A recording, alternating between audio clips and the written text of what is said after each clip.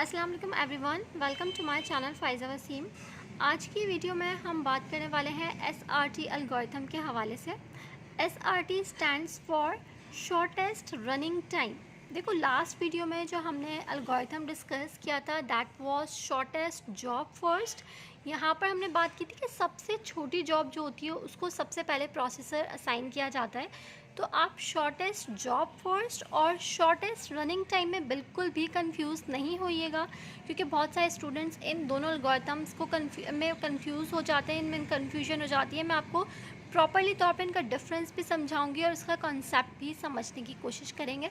पहले description read out करते हैं ताकि हम प्रॉपरली इसको समझ सकें। देखो, it works by dispatching the shortest process in the ready queue. However, if during running of this process another shortest job arrives whose running time is less than the remaining time of the previous job, then the previous job will be preempted to allow the new job.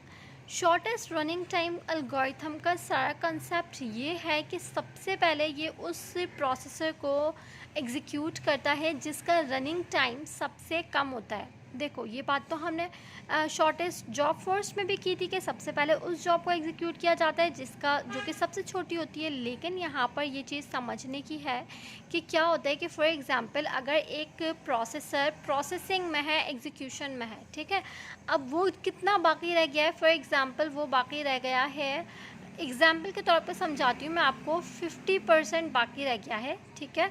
अब 50% execute हो चुका है, 50% बाकी रह गया। लेकिन अब अगर सिस्टम की क्यू में ऐसी जॉब आ चुकी है जिसका रनिंग टाइम ये 50% से भी कम है, जितनी इस जॉब की एग्जीक्यूशन बाकी रह गई थी, अगर कोई ऐसी नई जॉब आ गई है जिसका रनिंग टाइम उससे कम है, तो क्या होगा कि ये वाली जॉब को फ़िलहाल आप कहें कि रोक दिया जाएगा और जो नई जॉब सिस्टम के अंदर आई है, क्यू के अंदर आई है, जिसका रनिंग टाइम सबसे छोटा है, उसको एग्जीक्यूशन में ले लिया जाएगा।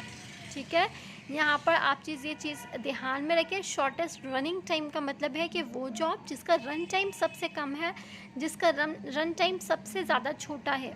यहाँ पर ये चीज़ आप देखो क्या लिखा हुआ है कि however if the during running of this process and other shortest job arrives whose running time is less than the remaining time of the previous job, then the previous job will be preempted.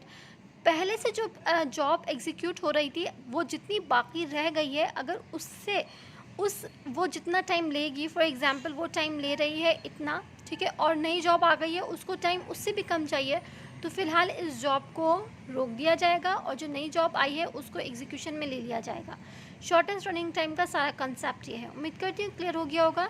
नहीं हुआ तो comment box में आप हमसे discuss कर सकते हैं। मिलेंगे नेक्स्ट वीडियो में नेक्स्ट एल्गोरिथम के साथ। अपना ख्याल रखिएगा। अल्लाह हाफ़िज़।